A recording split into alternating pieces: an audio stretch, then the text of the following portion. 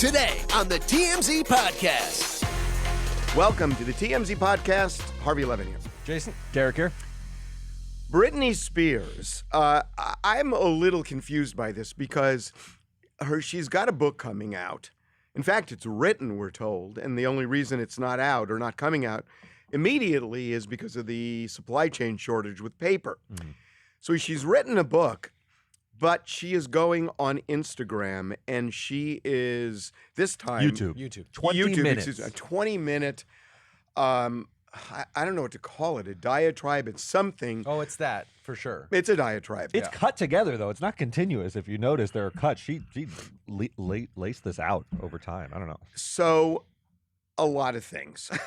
Let's start with the conservatorship. That I have always heard Britney talk about once she was in the conservatorship, how difficult it was and torturous it was for her. I have not heard her yet talk about the beginning of the conservatorship, about that night when she was in the bathroom with one of the kids, wouldn't come out, the paramedics came, helicopters flew over, they put her in a gurney, 5150'd her, which is a psychiatric hold, which happened, by the way, twice, and then put her under a conservatorship. She now says that from the get-go, there was no reason for a conservatorship. She does not understand why she was strapped to the gurney. Yeah, what she's describing is a very disorienting, scary experience. And this is her first-person narrative. You have to take it for what it's worth. She says when she was put on the gurney, she didn't know what was going on. She keeps this theme up over and over. She says, I didn't understand what was happening to me. And I take her at her word, although she was laboring under some serious problems, which she seems to be framing in a very different way now with hindsight. She talks about the paparazzi issues. Well, she talks about them as chases that were fun for her, one of the fun parts of being a celebrity, but I think that was not the way it was read. I think those two things are connected. That I think what she's... Well, we'll play it for you, but my interpretation of this is she's saying that all of the, quote, antics that people saw where they felt she was a danger were just fun with the paparazzi. Again, none of it made sense. Literally, the extent of my madness was playing chess with, when it was playing chase with paparazzi, which is still to this day one of the most fun things I ever did about being famous. So I don't know what was so harmful about that. There were over 200 paparazzi outside my house videotaping me through a window of an ambulance, holding me down on a Germer. I know now it was all premeditated. A woman introduced the idea to my dad, and my mom actually helped him follow through and made it all happen. It was all basically set up. There was no drugs in my system, no alcohol, nothing. It was pure abuse. So she's really saying there was no reason to put her under the conservatorship in the first place. There's a disconnect what she's saying about the paparazzi. It's fun with the paparazzi, but then there are 200 paparazzi outside of her window focusing on her when she's on a gurney. Maybe the two different points in time that she's talking about. It's really hard to know. It's hard to follow that line of thought. But yes, she's ultimately saying that her father, with the help of whomever, stepped in to control her life, and I think ultimately because she was the money-making machine of the family. It's not only hard to follow it if you're, depending on what mindset you are, it sort of reinforces the idea that a conservatorship was necessary. One of the problems with mental illness is that is a lack of awareness, a self-awareness of what your antics actually convey to the outside world. And to us and to the world at large and to her father and people who swooped in to help her, she was laboring under some serious stress. It wasn't antics. She wasn't running from the paparazzi. Other people have run from the paparazzi. Yeah. She shaved her head. She attacked someone with an umbrella. These were different of a kind. But remember, than, it was than also, antics. there were also, if you go back, there were people who were, in her life that ultimately they got a restraining order against them, and people who were not necessarily there for Britney's best interest in mind. And she was, I guess the thing is if she wasn't on drugs, which she says, and, her family believed that there was somebody who was crushing up drugs and putting it in her food. Now, whether that's true or not, if she wasn't on drugs, then there's a real issue about what was going on. I mean, look. Drugs are secondary to the idea of mental health issues, though. She could be going through mental health issues without drugs in her system, right? There were numerous doctors who evaluated her. and evaluated her, at various facilities, including UCLA. And they said she had a real problem. I mean, usually they don't. That's what it ultimately comes down to. Isn't it? She was analyzed by doctor after doctor, the best in the country. We're the told best we like have to offer. 24 medical professionals ultimately. All of whom said that this woman has suffered from serious mental problems. She eventually then gets cleared, and she eventually comes out of the conservatorship. But there's a long period of time when these very good doctors, and you can say what you want about Jamie and about the family and controlling. They're not controlling these series of doctors that she met with, all of whom came to the same conclusion that she's properly under this conservatorship. It's unfair to just blame it all on Jamie and just say that he completely overtook her. There's too many professionals involved. In this thing. Ultimately, the least reliable narrator of what happened to Britney Spears, unfortunately, is it Britney could be her Spears. father as well. Her father might be. He may be Well, unreliable in another way, but not at the beginning. Not at the beginning. He was in Louisiana. He did not want to do this. I mean, look, we have a documentary on Tubi on Britney, and we talk about this. He didn't want to come out. It just wasn't what he did. I mean, all of a sudden, this guy's a short order cook, and suddenly he's a conservator. He felt. I mean, and we talk about this in the documentary, that he said, "I have a mortal fear that I'm going to wake up one morning and get a call from the coroner." Yeah. And that was the level that he was operating under. And look, whatever Jamie did afterward, and there are things I think he did that were really wrong. And ultimately, I think the conservatorship failed because she was miserable. And you got to figure out how to make somebody so they're not miserable. But that all said, most people at the beginning said he saved her life. Yes. Right. Because she was circling the drain. Yeah, one of the key revelations from this 22 minutes, though, is although she has the well-known vitriol towards her father, there's a lot towards her mother, and it almost seems to swamp. She said worse. Her mom was worse than her dad because she didn't step in. Yes, it's almost like she expects her father to be a control freak who wanted to take over her life and was waiting on an But the opportunity. weird thing but is, he is who he is. Her mother, she's disappointed. But the in, weird which thing is about her dad is he was completely absent in her childhood. Yes. Yeah. And so he wasn't this controlling figure. It was the opposite. He was an absent figure. Yes, but she is let down by her mother. That pain well, she then has the father to work steps in, through. does all this work for her early on, and then, according to her, abandons her. But her mother, you're right, is the Mama Bear never came along to protect her, and that she harbors a lot of grudges for that. Sure. Okay, let's move on. What's going on with this Tom Brady thing? Boy, oh boy. When I listened to him over the weekend, As we learn more, I feel like we know less. Don't you feel that? I feel like we know less, but he's certainly kind of when you listen to the level of emotion there. I mean, it's not like overt emotion. It doesn't feel like this is Masked Singer anymore. Oh, but if it is, it's fantastic. Oh, I know. What I know. What a play. What a What a play. play to draw up to now have a press conference where you I play know. out your Life personal challenge. issues and So life challenges. this is what Brady said over the weekend.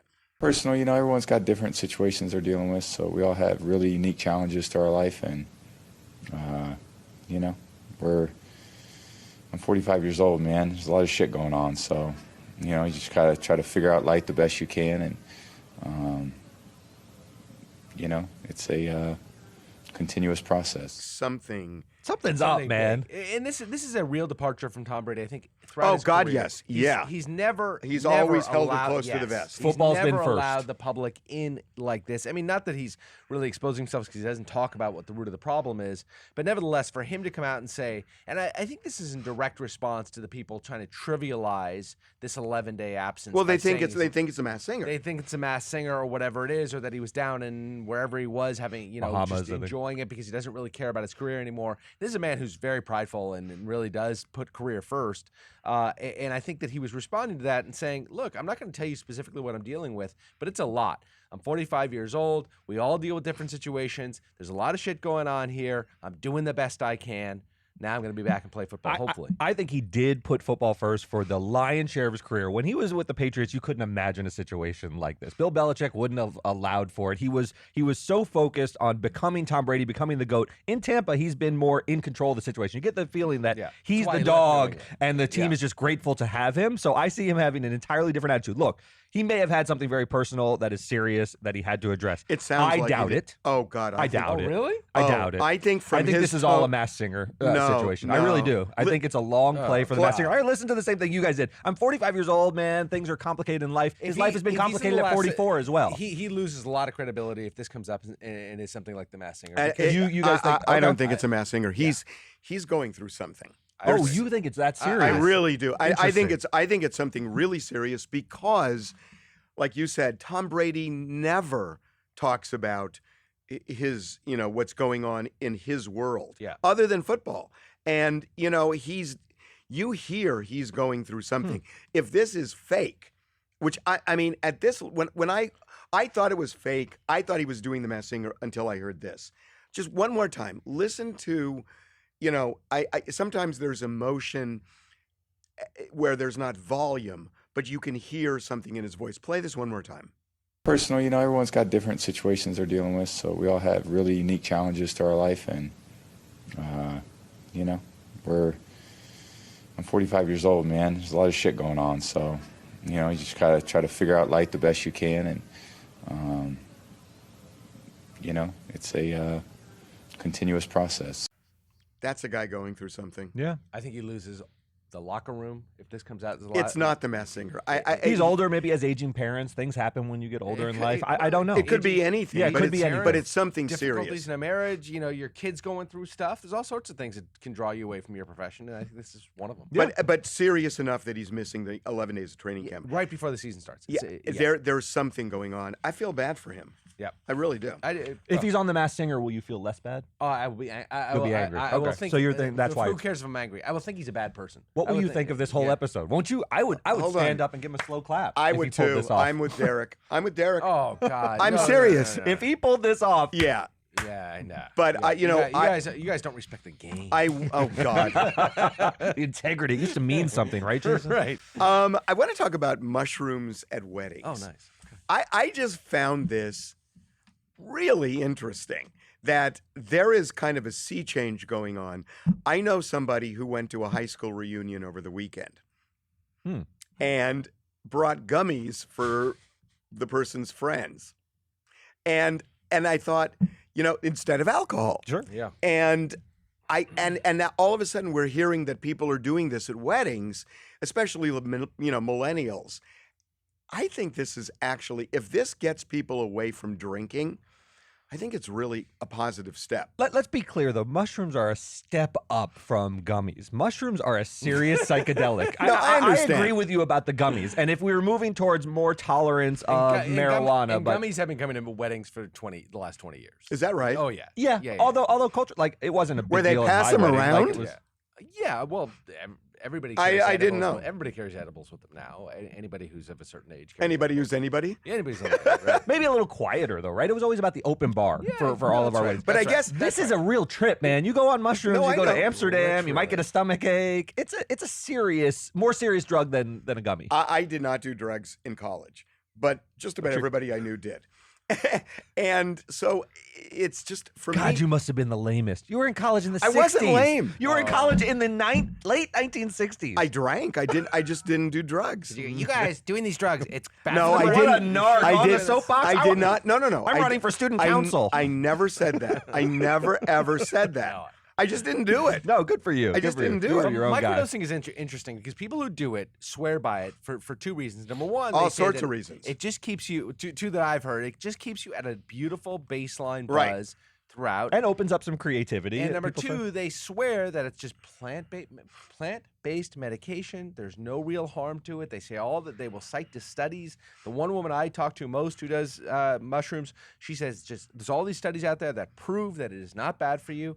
I think anytime you mess with the chemistry of the brain, you're risking something. But people who do it swear by it. I just think alcohol is such a devastating thing in our It is. country. But you know that what? that and It people, just happens to be part of our tradition. But it's here's the thing. devastating. Here's the thing about it: that people need relief from life, and and to say, oh, you shouldn't drink, you shouldn't do drugs.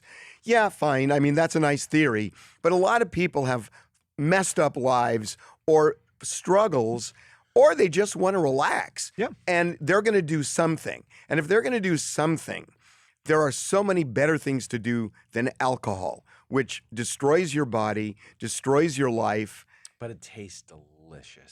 A wedding is a great It place. just tastes so good. Well, yeah, and You love by that the way, bourbon when it hits your lips. no. it so But much. but look, there are a lot of people who can drink and have a drink occasionally here and there, Yes. and then there are people who drink and then they drink more and then they Yes, get. terrible. It's an all. I'm telling you, I do love the taste of it, but on balance, it's a horrible thing for society. People, alcoholism, terrible. Drinking and driving, the abuse that oftentimes comes with it, domestic issues that come with it. It's It's really weird. It just dawned on me. I mean, this is going to make me seem ridiculous, yeah. and I guess it does. No more ridiculous than you generally are, I'm sure. Go on. My dad owned a liquor store, and I worked in the liquor store, but it was a different time too. Yeah. It was just a different time. There was no such thing as alternative gummies or anything like that. Right. And he owned a liquor store. And those things, by the way, would have been. You would have gone to jail for something like that. Oh, right? God. The smallest amount of THC, and you're going to go to jail. When I was in in college, when I you're going to drag me in this too. When I was in college, I remember I finally thought, okay, I'll try a joint. Yeah. And there was so much attached to that you could get suspended from school and everything else, that we took wet towels and put it under the door so that the smoke wouldn't escape. Right. Did you inhale And I Bill remember Clinton? I hated it. Oh my God! I just couldn't stand it. I just can't smoke. And but it was so scary. Yeah. So yeah, it was a different I time. got to tell you, even 20 years, about 20 years younger than you, when I went, it was the same way. Even by then, it wasn't until the late 90s, I think, that it started to normalize. Legalization first happened for medicinal purposes in California. That's when people started accepting it. Before that, it was totally verboten. I would have gotten expelled from I'm even younger than you, and I university. still find it strange to smell it on the streets Yeah. sometimes. But that Nixie and my kids, your kids, will grow up where that is a perfectly normal experience. It always felt very illicit if you smelled it coming from a public space. Now it's totally We're- natural. We're going to move on, but just two things. One, you're younger than him, and you are that much younger than me, and you have more body part. Yeah, I have more malfunctioning body Yeah. parts than you do. Yes, exactly. Okay, well, I just Only checked. chronologically, but we are falling apart much more quickly than you. Just Okay, so the malfunctions. We got to do NASA I now. can't- Malfunctions are my hip and my foot. Just so okay. Everything else, tip-top shape. Wanted to make sure to I just remind gotta the put that one viewers out or the there, listeners. malfunctions. I'm like, oh, well, it's. Can't say the same for me. Go on. Doing the best I can. I'm just so excited about this, and I know we're going to get in a big fight.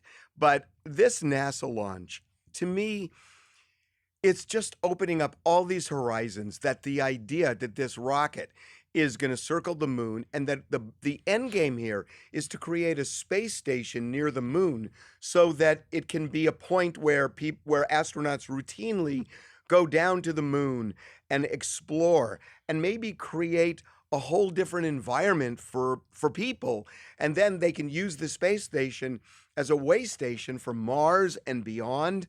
I just think You're in favor of going back to the moon and re-exploring the moon. it's not re-exploring, it's a whole new thing. Leveling up. That Yeah. now we're talking about colonizing. Mhm. I mean, ultimately, and that sounds weird, but Earth is in trouble, man. Did you see what's going on in Pakistan? Oh, it's bad news. Yes. Oh my God. Yes. And it's all It over feels the apocalyptic in Pakistan. Can I tell you, there is a chance we are going to be beyond the point of no return with climate change. There is a real chance. Yeah. Because of all the climate deniers, because of what looms in terms of politics, we could be beyond the point of no return. And then what? And then we will go to the moon? Yeah. Well, I give me mean, an well, option. if you can't reverse course, what do give you me do? an option. Well, the option. Give me an is- option. The option was we live on our burning in front of a planet. Instead of going to, I mean, we can create a biosphere here that is protected from many of those things. Like you'd have to create a biosphere in the moon because you don't have the atmosphere there that is going to allow you to live. For Harvey, it's either stop the droughts or grow potatoes in your own poop on the moon. That's it. Those are the two worlds we live in. Right. You said we're going to go back to the moon and explore it.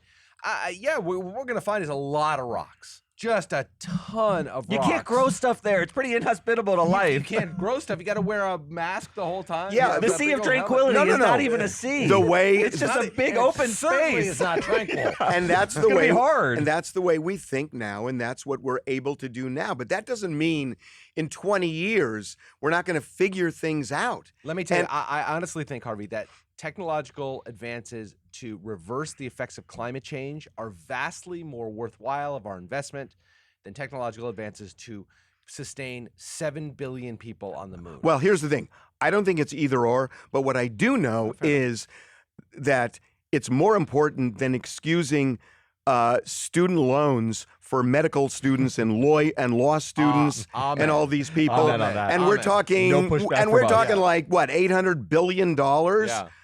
Maybe that could go for climate change. I hope we get there for the first time. We faked it the first time, but I hope we actually have some feet on the can- moon It this wasn't in the time. next administration. You gotta wonder. Can you explain something to me? On Bill Maher on Friday night, Yeah.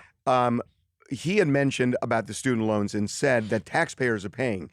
And I think it was Amy Klobuchar, but who, by the way, I think had a brilliant idea that wasn't followed, which is we'll excuse your student loan if you take public service jobs where there's a shortage. That's a great We've been doing idea. that Which for a we've been while, doing but- for decades. Right. Not in an advanced way to like actually. It's just like keep the military. Yeah. It's like the military. You serve in the military, you get Certain you get- benefits you and- get yeah. for school. Yeah. Wholly in support of that. But Yeah. she said, no, taxpayers aren't paying. This is definite financed.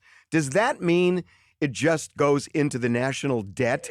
Because if definitely that's the case, taxpayers have to pay the byproduct. Taxpayers are going to what pay she it was to- saying is we don't have to increase taxes. The money can't be taken out of what's already there. What's already there is increasing loans from China to pay our deficit. Every penny we spend is just another penny we have taken on loan from China. They will have to fill that hole somehow. Yeah. They can be dishonest about how that hole is filled, but by forgiving the debt, the taxpayers will end up paying for it one way or another. Isn't this the taxpayer or the citizen who has no concept of how to manage their money, and you look at him and say, stupid? I mean, the government, I don't it's want like, to be quite that. I mean, they're not all. Some of them. but you can't go to just school pile and- on debt and debt and debt and Well, debt and debt. I just think it's too blunt of an instrument. It's Yeah. not refined enough. If there were forgiveness Yeah. programs for going into public service or Right. the military, I'm all in favor of Or- those types of or things. if Those you- are socially beneficial. But bluntly saying 20 grand is written off for everyone is crazy. It's crazy. It's crazy. It's crazy. Okay. Well, there you go. From We'll see- rockets to student loans. See you tomorrow. Bye.